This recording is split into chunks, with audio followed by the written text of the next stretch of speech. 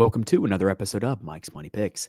In the words of John Rothstein, this is March. And today on the podcast, we're going to be breaking down the Monday, March 3rd slate of college basketball DFS on DraftKings as well as FanDuel, as well as talk a little bit about some player props and bets for this Monday night slate. But y'all, I could not be more excited. We are officially in the best month of the season to be a college basketball fan. The calendar has officially flipped to March. We've got one full week of the regular season left, and then, all the big conferences start playing conference tournaments next week, and then Selection Sunday is 2 weeks from today as of the recording of this episode.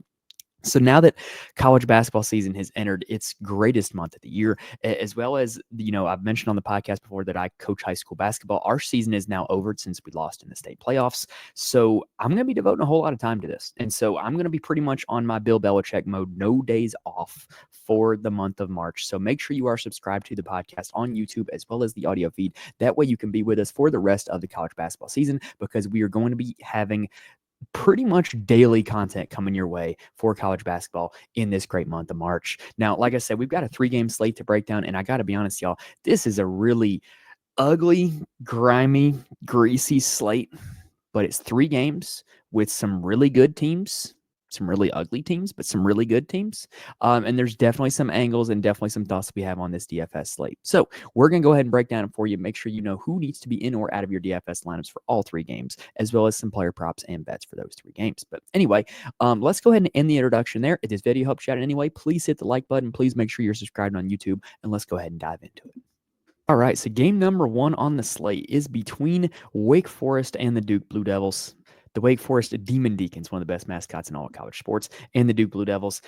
This is not going to be a pretty game, but this is actually the game with the highest total on the slate. KenPom has this game projected to be 81-59 in favor of Duke. That is a game total of 140 points, which is the highest on this 3-game slate, which is not normally what you see. Generally speaking, I don't really see this game getting to that 140 total that KenPom has. I kind of think it's going to be a little lower than that. I also think the 22-point spread is a little high. I don't expect the actual spread to be that much, but that is what KenPom is projecting. The last time these two teams played, it in Wake Forest Arena, it was a considerably closer game, and it was a considerably lower scoring game. Duke won that game 63-56, so there were 119 total points scored. Ugly, y'all. And in that game, Cooper Flagg had 24, 7, and 6 for 40 DraftKings points. Con Knipple had 15 and 8. And then on the Wake side, Tyler Johnson led Wake in DraftKings points with 31.8 DraftKings points in that game. Now, this has been a while since we've gotten to talk about the Deeks, because they have found themselves on the late night slates on most weeknights. They have found themselves off the main slate on most Saturdays, but this is a team that I get to watch a ton. This is the closest Power 5 conference team to my front door. Their arena is about 20 minutes from my house. I've been to a Wake game this year, have multiple friends that are Wake fans. So really glad to get to talk about this team. I feel like I'm pretty knowledgeable about them. From a statistical perspective, Wake ranks 198th in the nation in tempo, 45th in defensive efficiency. They are a very poor 3-point shooting team, and defensively, they force opponents to take a lot of threes and surrender a high assist rate. Basically, Wake's defense is predicated on a lot of ball pressure and making whoever has the basketball either take a bad shot or pass it to somebody who has a better shot. On the Duke side, Duke ranks 262nd in tempo and 4th in defensive efficiency, and they are 2nd in offensive efficiency. And y'all, this is a team with no statistical weaknesses. Duke is not a great team to target for any one particular statistic or just in general on DraftKings or any kind of player props, because they're a well-oiled machine. They're good on offense, they're good on defense, and they play very slow, so they generally don't surrender a whole lot of fantasy points. Now, the good news is with Wake Forest is that they're one of the most starting 5 heavy teams in the nation. They rank 330th in bench minutes. Basically, if one of their starting 5 doesn't get in foul trouble, then every single one of that starting 5 is going to play probably 35 minutes plus per game. Now, let's talk about who that starting 5 is. So their best player is Hunter Salas. He's a Gonzaga transfer who is just their best all-around offensive player, and he can absolutely fill up a stat sheet. He's a good rebounder and good defender from the guard spot. In that first game against Duke, he played all 40 minutes, only had 19 DraftKings points, just generally did not play all that well in that game. Was 5 for 11 from the field, which that 11 shots is actually one of the lower totals that he's had in ACC play. But he is a guy that can erupt statistically at any moment. This is a game where Wake is going to be needing to be probably winning this game for their NCAA tournament lives. So it would not shock me to see a very high volume game from Salas. And I think 8,500 is a really reasonable price tag on DraftKings, given the lack of upper echelon guards on this slate. I kind of think he's in play $8,500. Cam Hildreth is down at 8,300. And if you're playing GPPs, I kind of think you got to roll with Cam Hildreth. He is a wild ride of a player. I don't know if reckless is the right word, but offensively, he can be a little reckless. He's certainly very confident. He takes a lot of shots that might not be well advised, makes some passes that might not be well advised, but oftentimes good things happen when he does it. And that bears itself out in his DraftKings points totals. In two of the last 5 games, he's over 40 DraftKings points. He has the potential to do that because of the high upside player that he is. When he played Duke the first time, he was dealing with foul trouble. I believe that was also when he was dealing with his illness. He only played 19 minutes in that game and put up 14 DraftKings points. So that's not a bad fantasy point per minute total. And he was 1 for 7 from the field. So if he was able to play full minutes, it stands to reason that he could have a decent game at $8,300 on DraftKings as well. I think if you're playing GPPs, I think he's got to be in your player pool because you never know when he's going to go off. Now, the third guard for Wake Forest is Tyler Johnson. I always feel like I don't know if y'all remember the viral video from last season with Dabo Swinney where he was talking about Tyler from Spartanburg and he was like, Tyler. I always kind of feel like that when I say Tyler Johnson's name, right? But anyway, he's Wake's starting point guard. He is not a considerably high usage player, but he plays a ton of minutes and he can fill up the stat sheet with rebounds, assists, and steals. In that first game against Duke, that's exactly what he did. He had 31 DraftKings points, but only had 8 points, like 8 real points. But he put up so much rebounds, assists, and steals that he filled up the stat sheet. Look, if he stays out of foul trouble, he's going to be on the floor quite a bit. Everybody knows the success he had against Duke the first time. I think he's going to be a very popular value play in DraftKings. I don't necessarily think he's the best one, but I think he's going to be pretty darn popular. At the forward spot for Wake, they start Trevon Spillers and Efton Reed. Spillers is an App State transfer that started off the season really hot for Wake, but it's kind of cooled off in recent weeks. You know, he's at $6,100, so we really want about 25 DraftKings points from him. He's only hit that once in the last 4 games. He's seen his usage rate decline in ACC play, and Duke is not a great matchup for him with him matching up against Cooper Flagg for most of the game. In the previous game against Duke, he got himself in a little foul trouble, played 25 minutes, only had 17 DraftKings points. I don't think this is the best spot on paper for Spillers. I do like Efton Reed, though. He is seeing his usage rate rise, contrary to Spillers, and he is a guy who has double-double upside with rebounds. He's a pretty good rim protector, so he can get blocks. And with Duke playing with a true center for most of the game in Kaman Malawach, Reed's going to be close to the rim. He's going to be able to block some shots and get some rebounds. In that first game against Duke, he played 38 of the 40 minutes, put up 20-ish DraftKings points. That's not bad for a salary of $5,100 on DraftKings. We will take that. I think he's one of the better mid-range value plays on the slate. We know he's going to play maximum minutes as long as he doesn't get himself in foul trouble. And with him being guarding Malawach as opposed to Cooper Flagg, I don't think that's a situation he'll find himself in. Off the bench, Wake really only plays 2 guys. Juke Harris. Now, Juke Harris is their best bench player, in my opinion. He's also kind of like the future of the program. He's a 4-star freshman. He's pretty talented. He can be like their lead offensive guy in the next few years if he sticks around Wake Forest. So here's what I think about Harris. I think that he would get minutes from any of the guards if they got in foul trouble. But also, if this game turns into a blowout, which Ken Pom thinks it's going to be, if this game turns into a blowout, he's going to get a lot of run because he's a guy that they want to give minutes to. They want to see what he's got for next year. They want to get him as much improvement and as much experience as possible. So I think that if this game does turn into a blowout, he would be a guy that I would certainly want in my lineup. And to me, that's one angle to consider when playing Juke Harris. Parker Fredrickson also plays a little bit off the bench. He's kind of a designated shooter. If he comes in and hits some shots, then he's going to give you good value. If not, then he's not going to give you much at all. And then Omaha Ballou is their backup forward. He would play if there was some Efton Reed foul trouble or some Trevon Spillers foul trouble, but it doesn't happen very often, and he's not a high usage player while he's out there. All right, now let's flip on over to the Duke side. So with Duke, we always got to start off with Cooper Flagg, right? National Player of the Year candidate. And this is the cheapest price tag we have seen Cooper Flagg at in quite some time at $10,000 even. And when you look at the game log, it's kind of easy to see why. Like, he hasn't played max minutes since the Clemson game on February 8th. That's almost an entire month. And it's really hard to expect somebody to hit value at such a high price tag on DraftKings when they're not playing their maximum minutes, because their team is winning by 20 plus points every single game. So in this game, Wake kept it close last time. Wake could keep it close again. And down the stretch of that game, Flagg played 39 minutes in that game. He was their leader offensively. He was 8 for 16 from the field. And like we mentioned before, he had 40.75 DraftKings points. So if this game plays out like the last one, it would stand to reason that Flagg could absolutely do that again. And I think $10,000, I think the price is right. And I think when you look at the other pay up options on this slate, I think he's honestly the best one. If you just ask me in general, hey, who's going to score the most fantasy points on this slate? To me, the most likely answer would be Cooper Flagg. And so he is going to be in a lot of my lineups because I do think that you have enough value plays that you can fit him in. Now, after flag, Tyrese Proctor is questionable for this game. It's a bone bruise, so it doesn't seem like he should be out for that long, but they also have not established a timetable for his return, which is not a good sign. If he is in, then to me, I think he's a little pricey at $6,700. That's just my opinion. If he is out, though, then what you saw in their last game was increased usage from Con Knipple and Sion James. Both of them would be instantly much more playable for their inflated price tags if Tyrese Proctor is out. And you saw Isaiah Evans move into the starting lineup. Isaiah Evans will be everybody's chalk value play if we get the news early that Tyrese Proctor is out.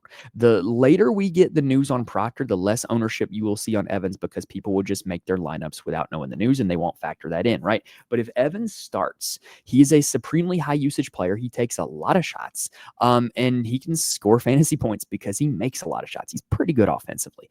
In the last 4 games, now some of those have been blowouts, but in the last 4 games, he's been over 21 DraftKings points in every game. And if this game does turn into a blowout, he's just going to take more and more shots. So I do think that he's a very reasonable value play if we get the news that Tyrese Proctor is going to be out.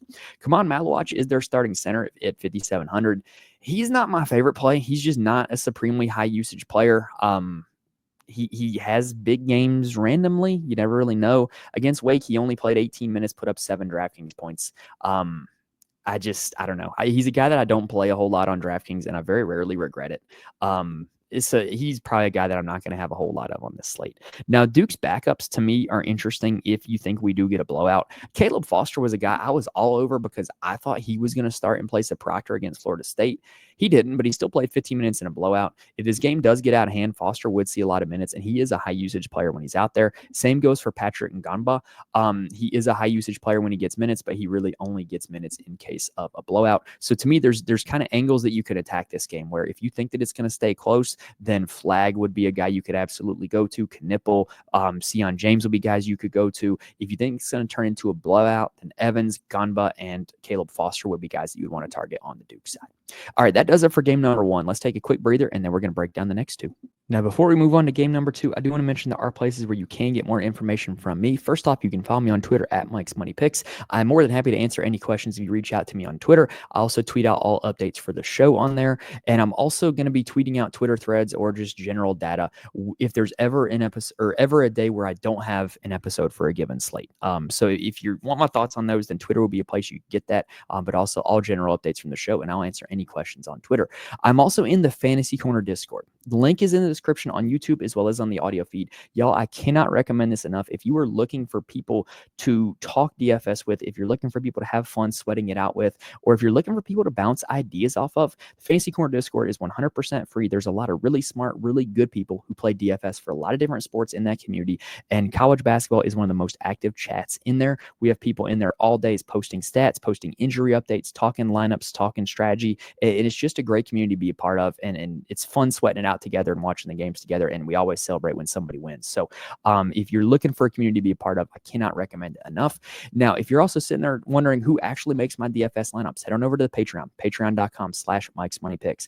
I write a full article every single slate with my DFS core plays for DraftKings and FanDuel, as well as why they are my core plays. I can't just sit here and promise that you can plug those guys in and instantly win thousands of dollars. It's not that easy. But what I can promise is that you can get those articles, get those write-ups, get that information from somebody who knows what they're talking about with this stuff and can give you adequate rationale as to why those guys are making his lineups. All right, now let's go ahead and continue with game number 2, a battle in the Big Ten, but that does not feel like a Big Ten game between UCLA and Northwestern. KenPom has this one projected to be 67-66 in favor of UCLA. That is a game total of 133 points, which ranks second on the slate. But I'll be honest, given the fact that the Wake Duke game ranked first and that previous matchup had 119 points, I think you can make the argument that this is probably the matchup on the slate that you most want to target. This features some of the worst defenses on the slate, which is saying something because there's some really good defensive teams on this slate. From a statistical perspective, UCLA ranks 317th in tempo, which is gross, and 17th in defensive efficiency, which is gross. The way they rank so highly defensively is not because of their actual shot defense. They rank outside the top 200 in two-point field goal defense, but they force turnovers at the 4th highest rate. And so if they're turning you over, if they're getting transition opportunities, you can see scores pile up in some of these UCLA games for that reason.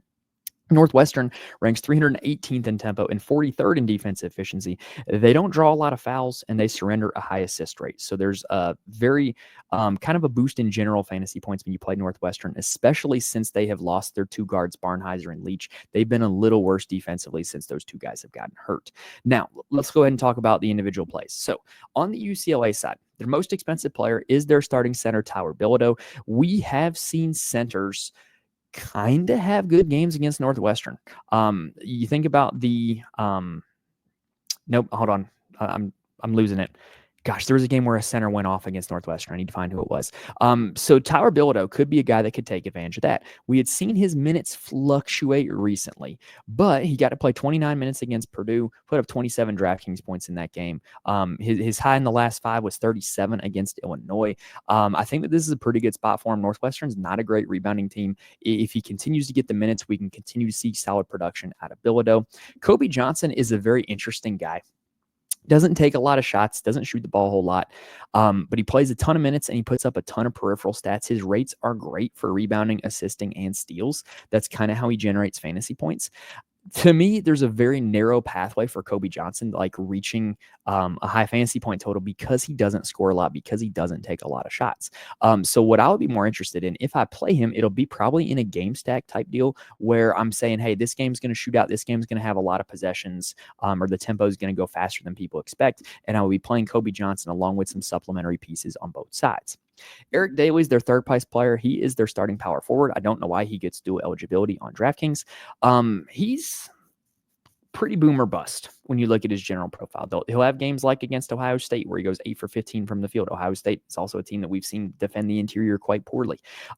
Purdue, we've seen the same thing with, but he only played 24 minutes against Purdue, only put up 18 DraftKings points. Like, this is just a very boom or bust statistical profile. Against Northwestern, he's going to be going up against Nick Martinelli, who's not a great defender in my opinion. So I do think that this, like, there's a chance that there could be a boom game from Eric Daly, but I don't think it's a high likely outcome. Now, the UCLA guards have been pretty tough to figure out all season long. Sebastian Mack was a guy that I was an advocate for against Purdue because I thought his slashing style, he could get to the rim and he could be effective. And he was effective. He was 4 for 4 from the field, but he only played 24 minutes. And it's hard to put up high DraftKings totals when you're only playing that amount of minutes. But he has been really efficient recently. He's been playing well recently, and we have to hope that that's going to lead to more minutes. And so I think $4,900, I'm willing to give him a shot again in my lineups. I also like Dylan Andrews. He's more of a distributing guard. He hasn't been as efficient from the field recently, but he does play a lot of minutes. He can get you high assist totals, and we just mentioned that Northwestern gives up a very high assist rate. So if Dylan Andrews is out there dishing some dimes, he could put up fancy points in a hurry at $4,600. Sky Clark has really just been turned into like a catch and shoot player for this UCLA team, which is not what he was at either of his previous stops. I don't think that's a good profile for scoring a lot of fantasy points. It requires him to be hitting his shots to score. He doesn't do a whole lot else. Of the profiles of the top 3 guards, I would much rather play Mack or Andrews over Sky Clark. And then for some reason, we got 20 minutes of Lazar Stefanovic against Purdue. He was 2 for 10 from the field in those 20 minutes, but he put up 15 DraftKings points, which is enough to consider a value at his price tag. Look, if he's going to get 20 minutes, there's a quite high likelihood that he's going to hit 4x value, which is all we really need, especially on this slate. So he's going to make my player pool, but he's probably not going to be a huge part of it. We also got random minutes from Trent Perry in that game. He played 12 minutes. I don't know why. I probably wouldn't go back to him, but just, yeah, he got minutes.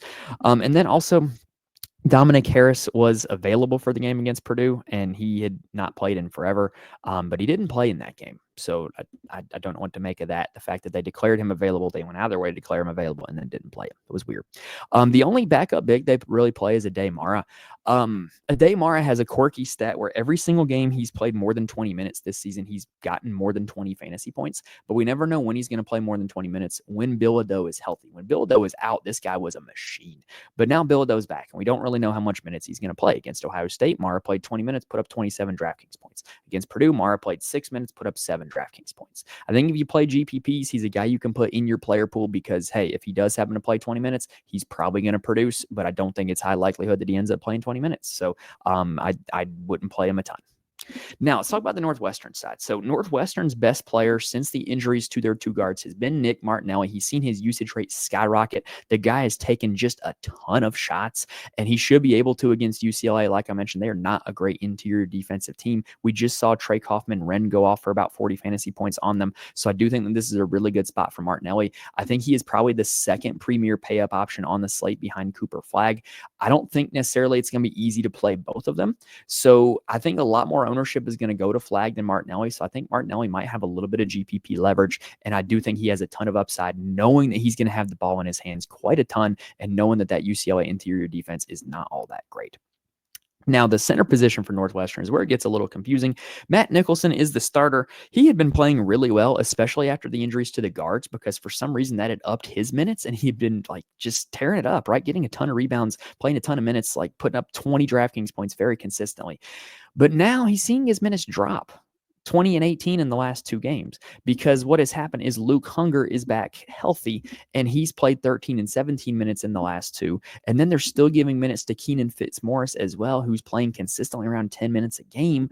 So I don't really know what to make of it. If Nicholson were to get max minutes again, then he would probably smash against UCLA, but there's no guarantee that he's going to get max minutes. And so for that reason, I think Luke Hunger at $3,200 is worth a look in GPPs as a punt play, because he's played an average of 15 minutes in his last two games. If he plays 15 minutes, he's liable to put up 10 to 12 DraftKings points, which, like I said, is all you really need on this slate from your punt plays, because 4x value is going to be a good value on this slate. So I really don't mind Hunger. He's probably my favorite punt play on this slate in its entirety.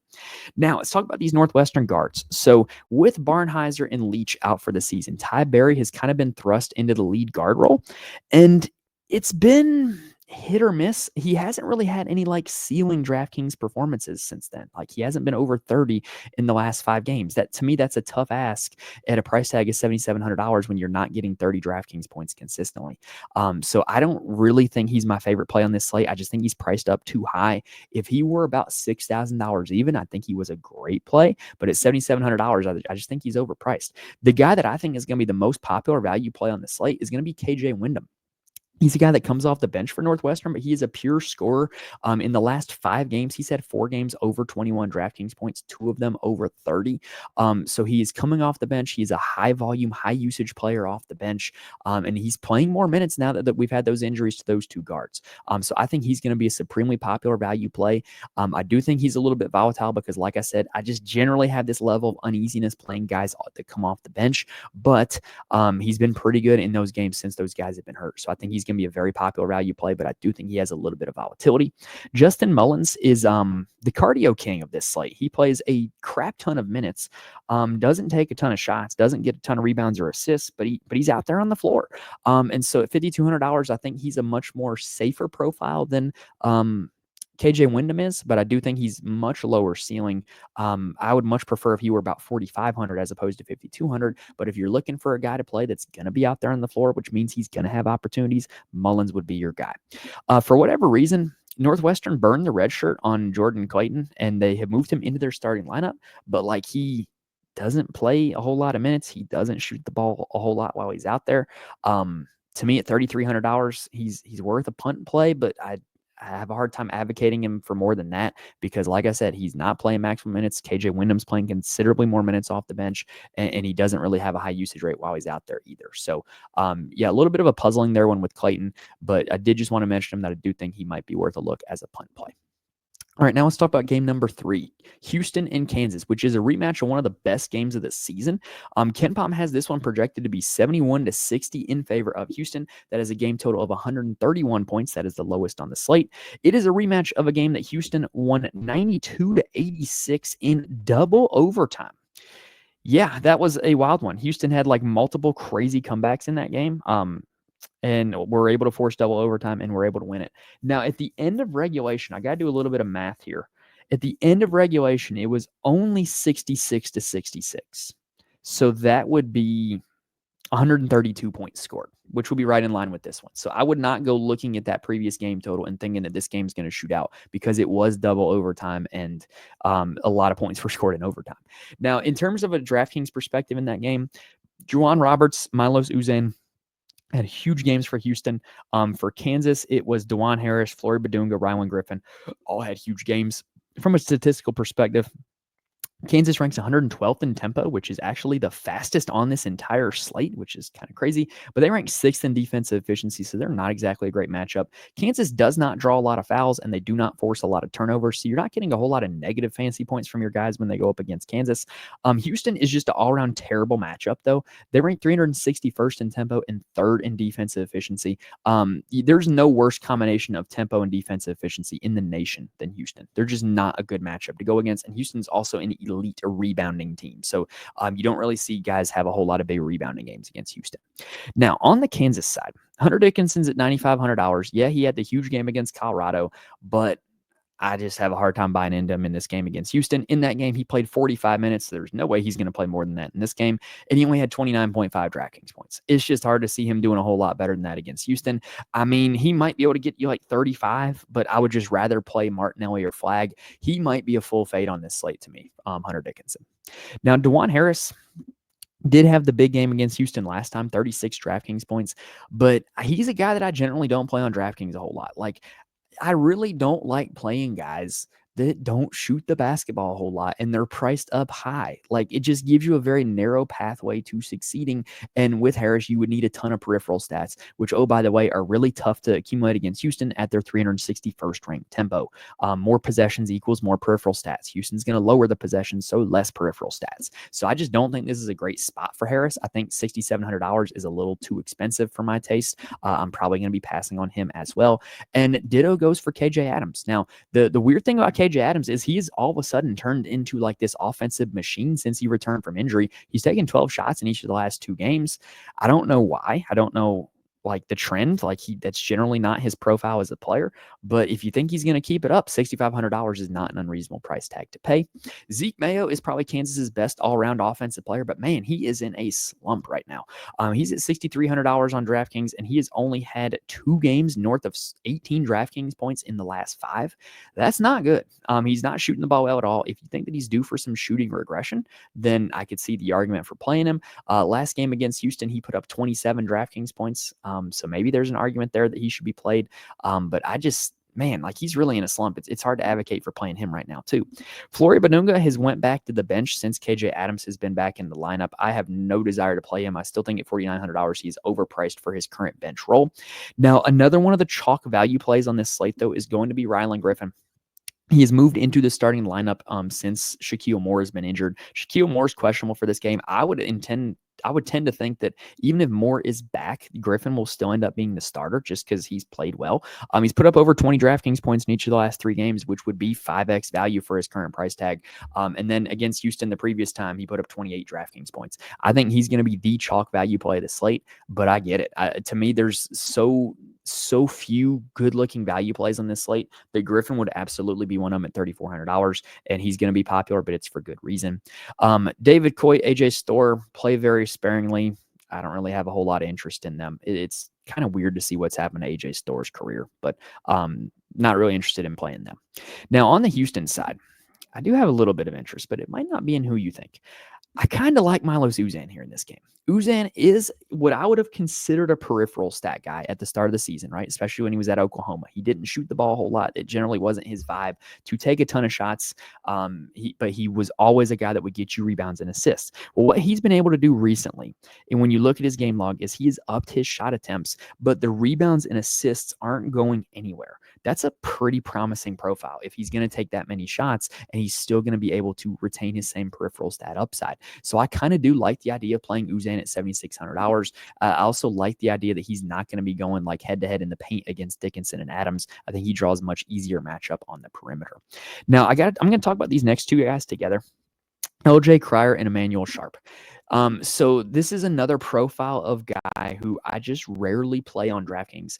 He's like the inverted DeJuan Harris, the inverted Kobe Johnson, the inverted KJ Adams. He's a guy who is solely dependent on scoring and doesn't get a whole lot of peripheral stats at all. And oh, by the way, he plays on one of the slowest teams in the nation. So his team's not scoring over 80 points a whole lot. He's not getting to north of 20 points a whole lot. So it just makes it a really narrow pathway for him to succeed when he's not doing a whole lot other than score, and he's not scoring more than 20 very often. So LJ Cryer is a guy that I'm not probably playing on this slate. Emmanuel Sharp, very similar. Probably a guy I'm not playing on this slate. If I were to play one of the two of them, it would probably be Sharp just because he is $2,000 cheaper, and the $5,000 price tag makes it a little more reasonable that if he does have a good scoring night, he could end up hitting value. Now, the bigs for Houston, Juwan Roberts is their starting power forward. He is turning into their highest usage player, but his minutes totals have fluctuated recently. In the Cincinnati game, he played 22. I can't find anything on him being hurt. He wasn't in foul trouble. I don't get it. But he does tend to have huge games every now and then. And so I think if you do play GPPs, I think he's got to be in your player pool. In that previous game against Kansas, he took 21 shots, put up 44 DraftKings points, almost had a double-double. So I do think he's worth targeting because of his upside as a high usage player in this offense. Joseph Tugler is a guy that I'm coming around to just because he's a very good fantasy point per minute producer. Now, he doesn't always do it, but most games he's going to play between 20 to 25 minutes, and he's going to give you between 20 to 25 DraftKings points, which will take at a salary of $5,300. And if he were to see max minutes, which is a possibility considering that Kansas plays two bigs, then he would be able to smash at a price tag of $5,300. In the first game against Kansas, he did play max minutes. He played 35 minutes in that game, some of which was in overtime, but he put up 27 DraftKings points. And that's exactly the profile that I'm kind of looking for. It is high fantasy point per minute total. And if he does happen to see boosted minutes, he's going to see boosted fantasy points. Now, coming off the bench for Houston, their one big off the bench is Javier Francis. Not really all that interested to me. His main focus in playing him on DraftKings he would be leverage over Roberts and Tugler if they were to get in foul trouble. And the guards that come off the bench are Wilson and Arsenault. They're priced up because when Houston had injuries in their backcourt, they were pretty good. But now that Houston's fully healthy, I don't really have any interest in those two guys. All right, that's going to do it for this episode, though, y'all. We broke down all three games, told you what you can expect from each game, as well as kind of just a lay of the land for DraftKings and FanDuel for each of the three games.